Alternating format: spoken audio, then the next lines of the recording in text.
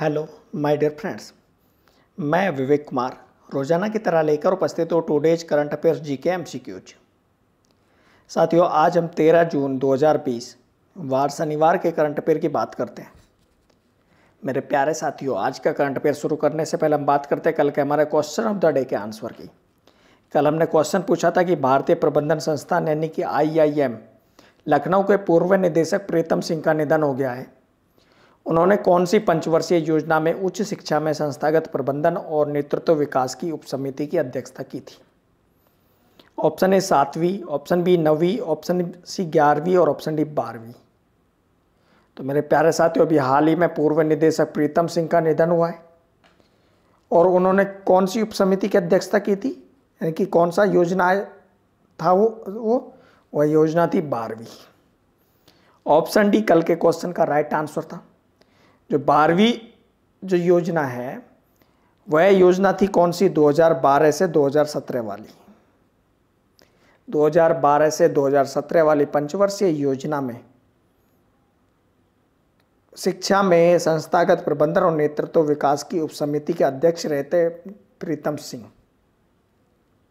साथ ही वह IPS अधिकारियों के क्षमता निर्माण के लिए गृह मंत्रालय की समिति के सदस्य भी थे और प्रीतम सिंह को निम्नलिखित पुरस्कार मिले थे। उन पुरस्कारों में कौन कौन से पुरस्कार शामिल थे? पहला था Moscow international business school MIRBIS से ग्लोबल थॉट लीडर 2006-2007 प्राप्त किया गया और यह प्राप्त करने वाले वह पहले एशियाई थे। उन्हें सर्वपल्ली राधाकृष्णन मेमोरियल अवार्ड से भी नवाजा गया। इसके अलावा वर्ष 2009 में टीचर ऑफ टीचर और विवेकानंद फाउंडेशन ने उन्हें लाइफ टाइम अचीवमेंट पुरस्कार से भी सम्मानित किया था। तो साथियों, ये था हमारा कल का क्वेश्चन और जिसका राइट आंसर था ऑप्शन सी 12वीं पंचवर्षीय योजना। न कोई कठिनाई न कोई तकलीफ तो क्या मजा है जीने में। न कोई कठिनाई न कोई तकलीफ तो क्या मजा है जीने में। बड़े बड़े तूफान थम जाते हैं जब आग लगी हो सीने में। बड़े बड़े तूफान थम जाते हैं जब आग लगी हो सीने में। और हमारे सीने में कौन सी आग लगी है? हमें कंपटीशन एग्जाम्स फाइट करने उसकी आग लगी हुई है। तो साथियों, इसी मोटिवेशन के साथ शुरू करते हैं आज का करंट अफेयर्स जी के क्वेश्चन संख्या फर्स्ट से। हर साल विश्व स्तर पर बाल मजदूरी के खिलाफ विश्व दिवस यानी कि world day against child labour कब मनाया जाता है? ऑप्शन ए 2 जून को, ऑप्शन बी 7 जून को, ऑप्शन सी 12 जून को और ऑप्शन डी 21 जून को। साथियों, चाइल्ड लेबर जो कि पूरे विश्व में एक सबसे बड़ी समस्या है और सबसे ज़्यादा प्रचलित हो चुका है चाइल्ड लेबर। छोटे छोटे कारखानों में छोटे छोटे बच्चे, छोटे थे क्या बड़े बड़े कारखानों में छोटे छोटे बच्चे काम कर रहे हैं जिनका एक तरह से शोषण किया जा रहा है। इसको ध्यान में रखते हुए बाल मजदूरी के खिलाफ विश्व दिवस यानी कि वर्ल्ड अगेंस्ट चाइल्ड लेबर कब मनाया जाता है? 12 जून को प्रतिवर्ष मनाया जाता है। तो ऑप्शन सी राइट आंसर है 12 जून। साथियों, ILO यानी कि अंतर्राष्ट्रीय श्रम संगठन के अनुसार विश्व स्तर पर लगभग 152 मिलियन बच्चे हैं जो बाल मजदूरी में लगे हुए हैं, जिनमें से 72 मिलियन खतरनाक गतिविधियों में लगे हुए हैं। साथियों, इस वर्ष यानी कि वर्ष 2020 में world day against child labour को एक वर्चुअल अभियान के रूप में आयोजित किया जाएगा, जिसे दुनिया भर में बाल मजदूरी के खिलाफ मार्च निकालकर international partnership for corporation on child labour in agriculture के साथ संयुक्त रूप से आयोजित किया जाएगा। साथियों, बात की जाए बाल मजदूरी के खिलाफ विश्व दिवस की, तो world day against child labour की, तो साथियों छोटे छोटे बच्चे काम करने के लिए मजबूर हैं। इसके लिए जो ये दिवस था, इसके दिवस की जो शुरुआत की गई थी, दिवस की शुरुआत ILO द्वारा वर्ष 2002 में world labour against child labour की शुरुआत की, जो कि बाल मजदूरी की विश्वव्यापी समस्या पर ध्यान केंद्रित था और इसे खत्म करने के लिए कार्रवाई और प्रयासों की जरूरत पर आधारित था। प्रत्येक वर्ष 12 जून को यह दिवस सरकारों, नियोक्ताओं और श्रमिक संगठनों, नागरिक समाज के साथ साथ दुनिया भर के कई लोगों को एक साथ लाता है, जो कि बाल मजदूरों की दुर्दशा को उजागर करते हैं और उनकी सहायता के लिए अक्सर प्रयास करते रहते हैं। साथियों, बात की जाए यहाँ पे ILO यानी कि इंटरनेशनल लेबर ऑर्गेनाइजेशन की, तो जिसका मुख्यालय स्विट्जरलैंड के जिनेवा में है और इसके वर्तमान अध्यक्ष है गाय राइडर। और इसकी स्थापना इंटरनेशनल लेबर ऑर्गेनाइजेशन अंतर्राष्ट्रीय श्रम संगठन की स्थापना कब हुई थी? वर्ष 1999 में। यह इसका लोगो है। नेक्स्ट क्वेश्चन संख्या 3, निम्न में से किस राज्य के ग्रामीण क्षेत्रों में रहने वाले वरिष्ठ नागरिकों के लिए पंचवटी योजना का शुभारंभ किया गया है? Option A Rajasthan, option B Himachal Pradesh, option C Kerala और ऑप्शन डी उत्तराखंड। मेरे प्यारे साथियों, ग्रामीण क्षेत्रों में रहने वाले वरिष्ठ नागरिकों के लिए पंचवटी योजना शुरू की गई है और इस योजना को शुरू किया है हिमाचल प्रदेश की सरकार ने। Option B right answer, Himachal Pradesh. साथियों, हिमाचल प्रदेश के मुख्यमंत्री ने ये योजना शुरू की है और उनका नाम है जयराम ठाकुर। जयराम ठाकुर ने ये योजना शुरू की है जो कि वृद्ध नागरिकों को या बड़े वृद्धजन जो वरिष्ठ नागरिक है उनके लिए शुरू की गई है। इस योजना की बात की जाए तो पंचवटी योजना के अंतर्गत हिमाचल प्रदेश सरकार राज्य के प्रत्येक विकास खंड में सभी आवश्यक सुविधाओं से लैस पार्क और उद्यान स्थापित करेगी और राज्य सरकार चालू वित्त वर्ष में राज्य में ऐसे 100 पार्क खोलने पर विचार कर रही है जिनमें कि वरिष्ठ नागरिकों के लिए सारी सुख सुविधाएं दी जाए। पंचवटी योजना बुजुर्ग लोगों को इन पार्कों और उद्यानों में टहलते हुए अपने खाली समय बिताने का अवसर प्रदान करना चाहती है और इसका मुख्य उद्देश्य क्या है? उनकी स्वास्थ्य आवश्यकताओं, किसकी?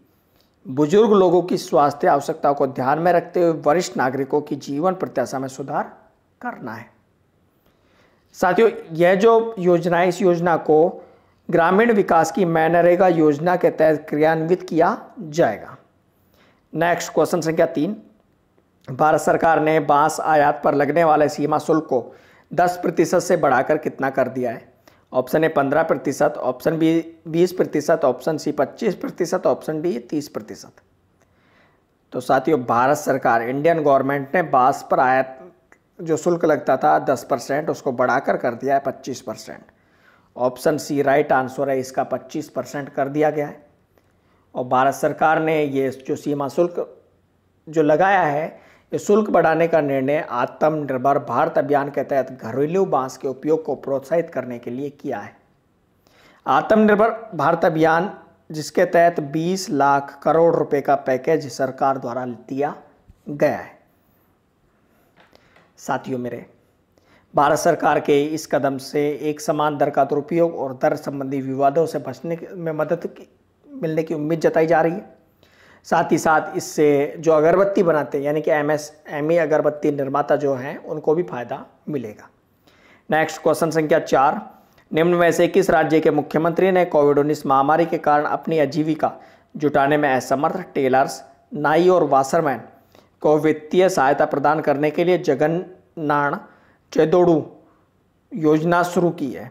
Option A Kerala, option B Tamil Nadu, option C Karnataka, option D Andhra प्रदेश।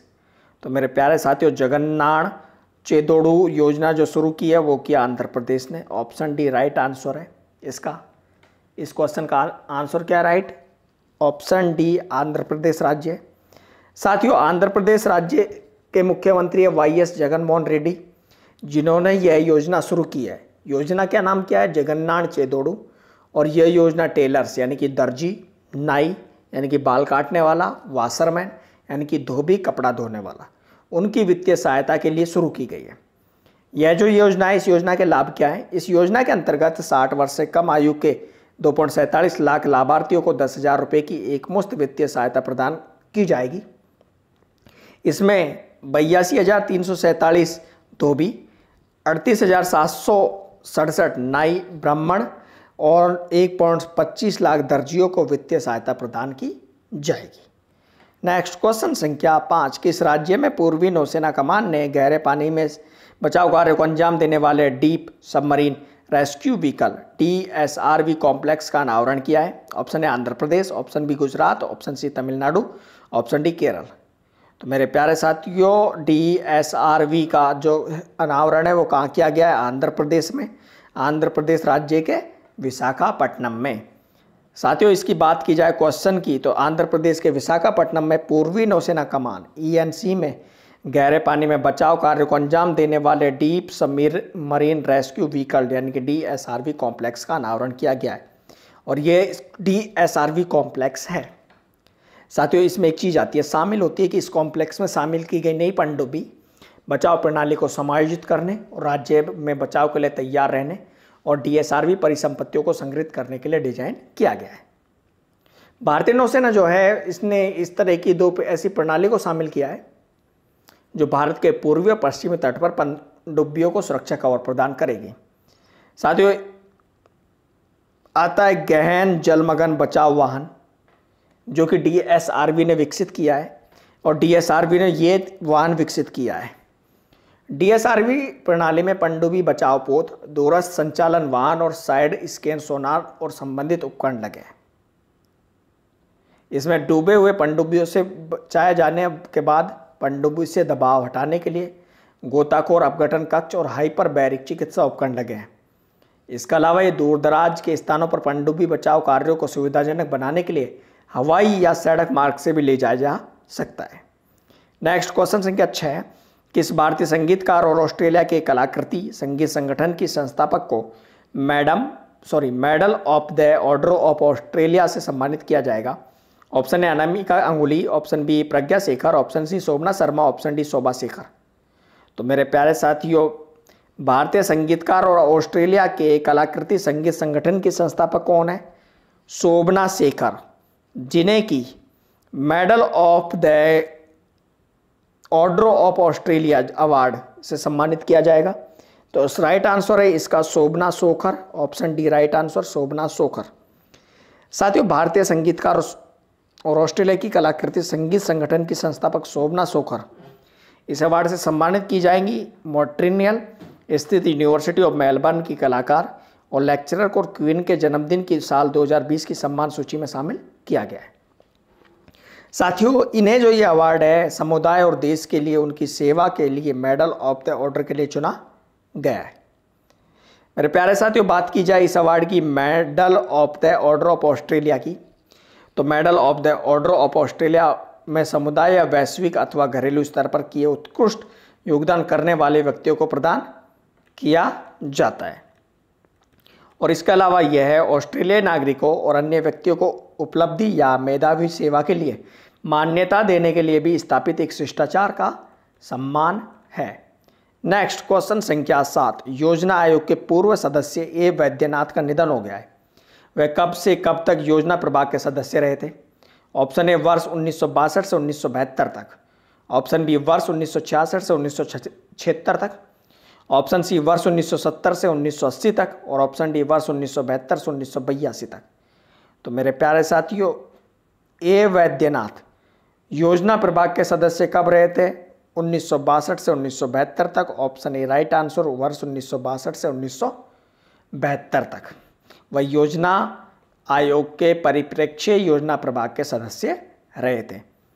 साथियों, इसके अलावा वे Madras Institute of Development Studies और सेंटर फॉर डेवलपमेंट स्टडीज में प्रोफेसर भी रह चुके थे। वैद्यनाथ ने साल 2004 में सहकारी क्रेडिट संस्थानों के पुनरुत्थान के लिए सरकार द्वारा गठित टास्क फोर्स की अध्यक्षता की थी और कृषि आय के कराधान पर KN राज्य समिति 1969-70 के सदस्य थे। वह भारत की सांख्यिकीय प्रणाली और राष्ट्रीय नमूना सर्वेक्षण को विकसित करने में भी सक्रिय रूप से शामिल थे।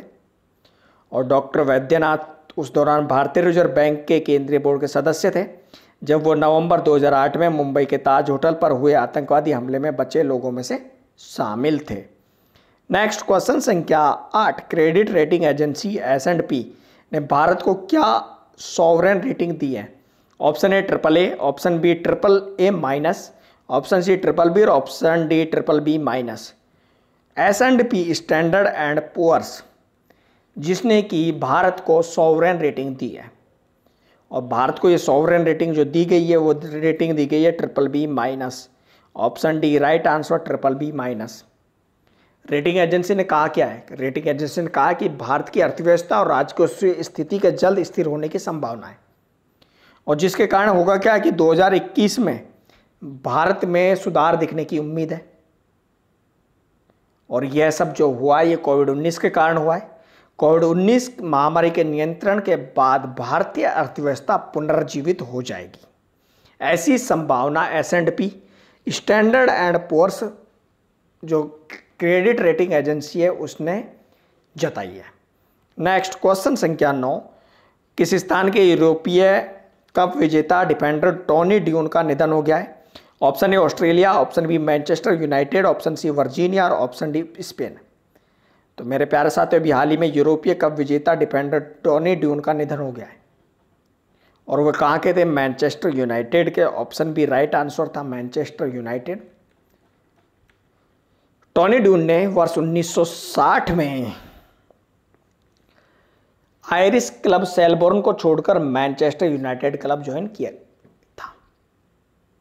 उन्होंने 535 मैच खेले थे मैनचेस्टर यूनाइटेड क्लब के लिए और 1968 में क्लब की यूरोपीय कप जीत में अहम भूमिका निभाई।